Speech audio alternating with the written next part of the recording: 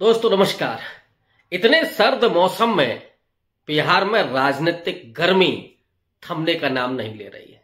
आज पूरे दिन बिहार में बीपीएससी छात्रों का आंदोलन जारी रहा। रेल रोकी गई, सड़कें जाम की गई और बिहार बंद का आह्वान किया गया था। पप्पू यादव सक्रिय थे और सक्रिय थे प्रशांत किशोर भी। तेजस्वी यादव ने भी बिहार बंद का समर्थन किया था। लेकिन इस बीच एक बड़ी खबर निकल करके आई है कि राहुल गांधी भी बिहार जाने की तैयारी कर रहे हैं। राहुल गांधी किस तारीख को बिहार पहुंचेंगे, इसका करेंगे खुलासा। और क्या है एजेंडा?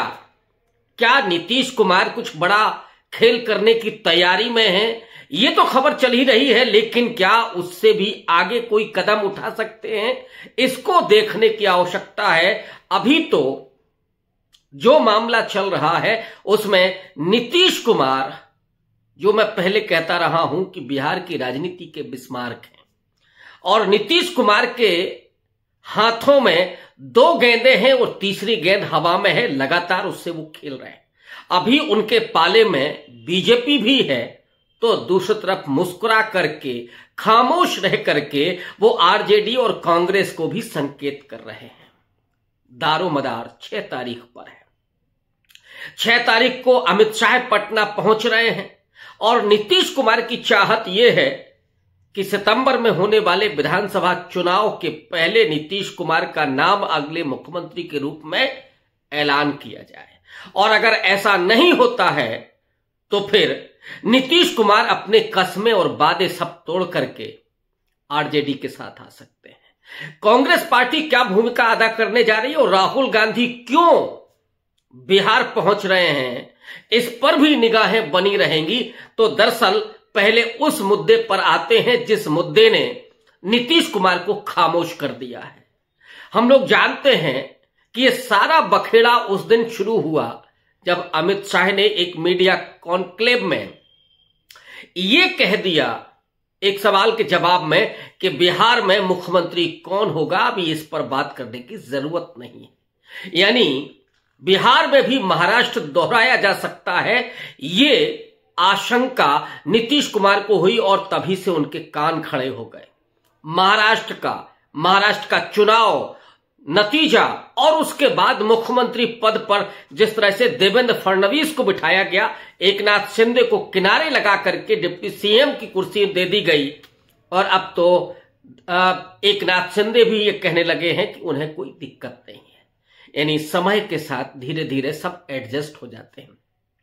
लेकिन ये ध्यान रखिएगा कि नीतीश कुमार एकनाथ शिंदे नहीं है। नीतीश कुमार वो है जब नरेंद्र मोदी राजनीति का ककाहिरा सीख रहे थे, उस समय नीतीश कुमार मंत्री बन चुके थे। जिस समय नरेंद्र मोदी लालकृष्ण आडवाणी के सिपाही सालार बन करके रथ में आरूढ़ होकर के रथ यात्रा कर रहे थे, उस समय नीतीश कुमार का राजनीतिक कद बहुत आगे था।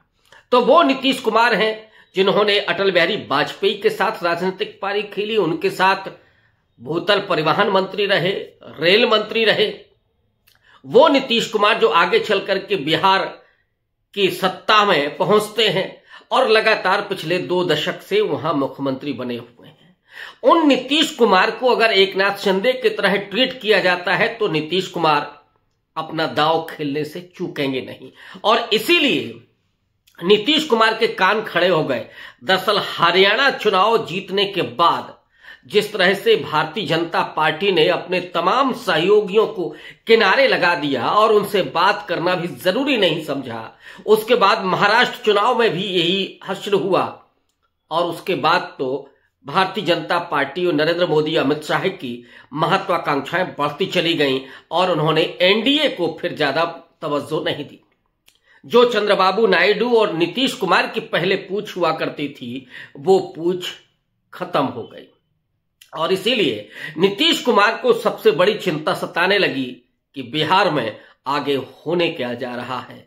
और बीजेपी के कई नेता इस बात को कह चुके हैं बिहार में ही कि अटल बिहारी वाजपेयी की ख्वाहिश थी कि बिहार में मुख्यमंत्री बीजेपी का बने, और इसीलिए नीतीश कुमार ने उसके बाद खामोशी ओढ़ ली। डॉक्टर मनमोहन सिंह के निधन के बाद जब वो दिल्ली पहुंचे तो उनकी कोशिश थी कि वो मोदी या अमित शाह से मुलाकात करें, लेकिन वहां से हरी झंडी नहीं मिली। जेपी नड्डा ने भी शाम होते होते उनके आमंत्रण को अस्वीकार कर दिया और बेआबरू होकर के नीतीश कुमार पटना लौट गए।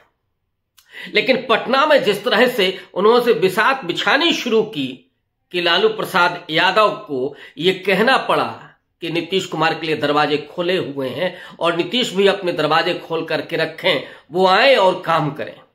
तेजस्वी यादव भले ही नीतीश कुमार पर बराबर हमला कर रहे थे, लेकिन आगे चल करके वो भी खामोश हो गए। और एक दृश्य तो ये देखा गया कि राजभवन में राज्यपाल के शपथ ग्रहण समारोह में जब तेजस्वी यादव ने अपने चाचा को प्रणाम किया तो नीतीश कुमार का हाथ अपने भतीजे के कंधे पर था। यानी तेजस्वी यादव के भविष्य को लेकर के नीतीश कुमार संकेत कर रहे हैं और नीतीश कुमार की निगाहें पटना से लेकर के दिल्ली तक हैं।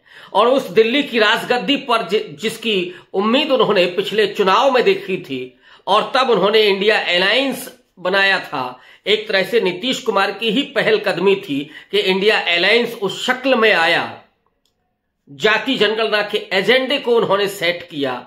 वो बात अलग है कि जब अरविंद केजरीवाल और ममता बनर्जी ने प्रधानमंत्री पद के लिए खड़गे साहब का नाम आगे बढ़ाया और संयोजक पद पर आम सहमति नहीं बनी, लिहाजा नीतीश कुमार ने रास्ता बदल दिया और नीतीश कुमार चले गए एनडीए के साथ, नरेंद्र मोदी के साथ, ये कहते हुए कि उन्होंने गलती की थी और ये गलती अब वो दोबारा नहीं करेंगे। लेकिन गौर कीजिएगा कि जब नीतीश कुमार आरजेडी और कांग्रेस के साथ आए थे तब भी उन्होंने यही कहा था कि मर जाना पसंद करेंगे लेकिन भाजपा के साथ नहीं जाएंगे। और नीतीश कुमार ये गिला शिकवा, ये शिकायत और ये वादे सब भूल गए और फिर से नरेंद्र मोदी के पाले में चले गए। इसलिए किसी को भी इस बात को लेकर के आशंका नहीं है कि नीतीश कुमार पलटी नहीं मारेंगे।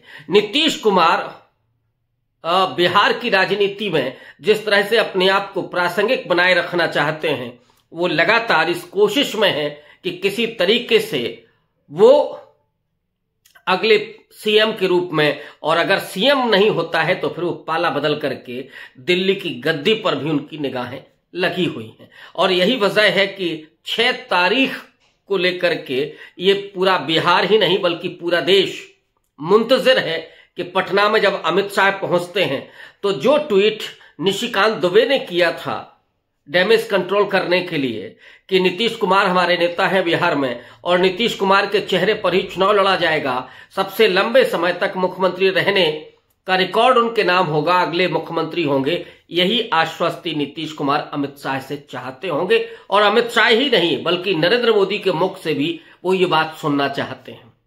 लेकिन अगर 6 तारीख को अमित शाह ने ये आश्वस्त नहीं किया और ये बयान नहीं दिया तो फिर इंतजार होगा खरमास का। और खरमास के बाद बड़ी खबर बिहार से निकल करके आएगी, इसमें कोई दो राय नहीं है, जब नीतीश कुमार पल्ला झाड़ लेंगे एनडीए से। क्योंकि उन्हें चिंता इसी बात की है कि न सिर्फ मुख्यमंत्री वो रहेंगे या नहीं रहेंगे, या पार्टी का भी क्या होगा, क्योंकि पार्टी का वजूद तभी तक है जब तक वो उस पद पर है। उन्हें मालूम है कि उनके जो सिपाही सालार हैं जो दिल्ली में बैठे हैं, चाहे वो लल्लन सिंह हो या संजय झा हो या हरवंश हो, ये सब उसी दिन खिसक जाएंगे जिस दिन नीतीश कुमार के नीचे से वो कुर्सी खिसक जाएगी। इसलिए नीतीश कुमार अपने आप को न सिर्फ प्रासंगिक बल्कि मुख्यमंत्री के रूप में भी बनाए रखना चाहते हैं। और यही वजह है कि उनको पलटने में देर नहीं लगेगी, क्योंकि नीतीश कुमार के सामने सर्वाइवल का सवाल है। और नीतीश कुमार इसके लिए क्या कर सकते हैं, जो उम्मीदें लग रही हैं कि नीतीश कुमार क्या इस्तीफा देकर के फिर से शपथ ग्रहण करेंगे, फिर से तेजस्वी यादव को डिप्टी सीएम बनाएंगे। लेकिन एक और बड़ी कयास, क्योंकि मोदी और शाह को भी हल्के में नहीं लिया जा सकता, वो भी लंबा खेल खेलते हैं। और आज जिस तरह से बिहार बंद हुआ, खबरें आने लगी कि क्या बिहार में राष्ट्रपति शासन लगाने की तैयारी हो रही है। जो राज्यपाल महोदय बिहार का सूबेदार बनकर के पहुंचे हैं, वो राज्यपाल जो लालू प्रसाद यादव के मित्र हैं, जो नीतीश कुमार के भी मित्र हैं, वो क्या नरेंद्र मोदी के इशारे पर राष्ट्रपति शासन लगाएंगे? और अगर ऐसा होता है फिर नीतीश कुमार के पास क्या विकल्प होगा?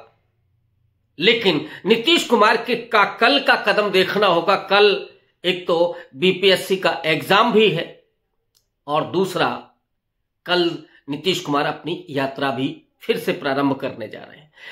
आज रात में भी आपको इंतजार करना होगा कि आज देर रात तक क्या नीतीश कुमार कोई ऐलान करते हैं, पूरी परीक्षा को रद्द करके फिर से री एग्जाम कराने का ऐलान करते हैं, ये देखना पड़ेगा। और दूसरा, कल जब वो फिर से अपनी यात्रा शुरू कर रहे हैं, प्रगति यात्रा, उस यात्रा के पहले क्या कोई बयान देते हैं या नहीं देते हैं। अगर नीतीश कुमार ने उस समय भी खामोशी ओढ़ कर रखी और केवल बिहार के विकास के बारे में बात की, हल्का फुल्का आरजेडी की सरकार पर भी प्रहार कर सकते हैं, जैसे तेजस्वी और मीसा भारती प्रहार कर रही हैं, वैसे ही प्रहार खास करके जंगल राज के सवाल पर नीतीश कुमार कर सकते हैं। लेकिन उसको यूं ना माना जाए कि नीतीश कुमार अब लालू के साथ नहीं आ सकते हैं, क्योंकि लालू ने उनके लिए बड़ी बात कह दी है। तो ये 6 तारीख पर भी निर्भर करेगा, कल पर भी निर्भर करेगा। लेकिन इससे भी बड़ी खबर ये आ रही है कि राहुल गांधी 18 तारीख को पटना पहुंच रहे हैं। क्यों पहुंच रहे हैं, क्या प्रोग्राम है, क्या एजेंडा है, ये अभी तक तय नहीं हुआ है। लेकिन कांग्रेस की तरफ से एक बात निकल करके आई, वो ये थी कि कांग्रेस पार्टी ये चाहती है कि नीतीश कुमार अपनी पार्टी का विलय कांग्रेस में कर लें, जेडीयू का विलय कांग्रेस पार्टी में कर लें और नीतीश कुमार बिहार में कांग्रेस के चेहरे के रूप में चुनाव मैदान में जाएं और फिर कांग्रेस को उन्हें प्रधानमंत्री पद के रूप में भी स्वीकार करने में कोई दिक्कत नहीं होगी। क्या राहुल गांधी इसके लिए नीतीश से बात करने के लिए जा रहे हैं? और सवाल यह भी है कि क्या नीतीश कुमार इसके लिए तैयार होंगे? मैंने पहले कहा कि अगर नीतीश कुमार के सामने अपनी पार्टी को बचाने का संकट आएगा, अगर नीतीश कुमार को यह लगेगा कि उनकी पार्टी को महाराष्ट्र की तरह तोड़ दिया जाएगा, जैसे शिवसेना को तोड़ा गया, शरद पवार की एनसीपी को तोड़ा गया, यही मॉडल बिहार में भी अपनाया जा सकता है। इसके पहले के चुनाव में भी चिराग पासवान को खड़ा करके नीतीश कुमार को कमजोर किया गया था। तीसरे नंबर पर नीतीश कुमार पहुंच गए थे, लेकिन नीतीश कुमार की कला यही थी, नीतीश कुमार का राजनीतिक कौशल ये था कि वो फिर से मुख्यमंत्री की कुर्सी पर विराजमान हो गए। लेकिन इस बार कहीं ये तो नहीं है कि जनता दल यूनाइटेड को ही ब्रेक कर दिया जाए, तोड़ दिया जाए, और उसके लिए संजय झा, लल्लन सिंह, ये सब अमित शाह के पाले में खड़े हुए हैं। और ये नीतीश कुमार है। मैं फिर से कहूंगा कि नीतीश कुमार की पार्टी को तोड़ना या नीतीश कुमार को पैदल करना इतना आसान नहीं है। वो उद्धव ठाकरे नहीं है, वो शरद पवार नहीं है। नीतीश कुमार वो हैं जो पिछले 20 साल से बिहार की सत्ता में काबिज हैं। और अगर उनको ऐसा लगता है कि उनकी पार्टी को तोड़ दिया जाएगा तो फिर नीतीश कुमार कोई भी बड़ा कदम उठा सकते हैं, और तब बिल्कुल उठा सकते हैं जब उनके पाले में उनकी मुंह मांगी मुराद आ रही हो। और नीतीश कुमार उस तरह के सिद्धांतवादी भी नहीं है, और भारत की राजनीति में वैसे भी सिद्धांत नहीं काम करते हैं। कौन सी पार्टी कब किस गठबंधन के साथ शामिल हो जाए, कब कहां कोई खड़ा हो जाए, अगर आप केवल लेफ्ट की पार्टियों को छोड़ दें तो उसमें एक सिद्धांतवादिता रही है बाकी, लेकिन बाकी और पार्टियों के बारे में आप ऐसा नहीं कह सकते हैं। कांग्रेस पार्टी का एक स्टैंड जरूर रहा है कि उसने कभी बीजेपी के साथ जाकर के अपनी छवि को खराब नहीं किया है। आरजेडी ने भी वही किया, वो बीजेपी के साथ कभी नहीं गई। लेकिन बाकी और पार्टियों के बारे में ऐसा नहीं कहा जा सकता। देर सवेर आगे पीछे तमाम पार्टियां बीजेपी के साथ जाती रही हैं, यानी अपने सिद्धांत से उन्होंने समझौता किया है। तो नीतीश कुमार तो कई बार समझौते कर चुके हैं, कई बार इधर से उधर जा चुके हैं। तो ऐसे में क्या राहुल गांधी उन्हें अपनी पार्टी का विलय कराने के लिए मनाने जा रहे हैं? इंतजार करना होगा 18 तारीख का कि 18 तारीख को राहुल गांधी जब पटना पहुंचते हैं तो वहां पर क्या उठापटक होती है, क्या तूफान आता है, और क्या जेडीयू के विलय के लिए राहुल गांधी नीतीश कुमार के सामने प्रस्ताव रखेंगे और डिसीजन क्या लेंगे नीतीश कुमार, इस पर हमारी निगाहें बनी रहेंगी। आपको अपडेट करता रहूंगा। बहुत शुक्रिया, बहुत धन्यवाद।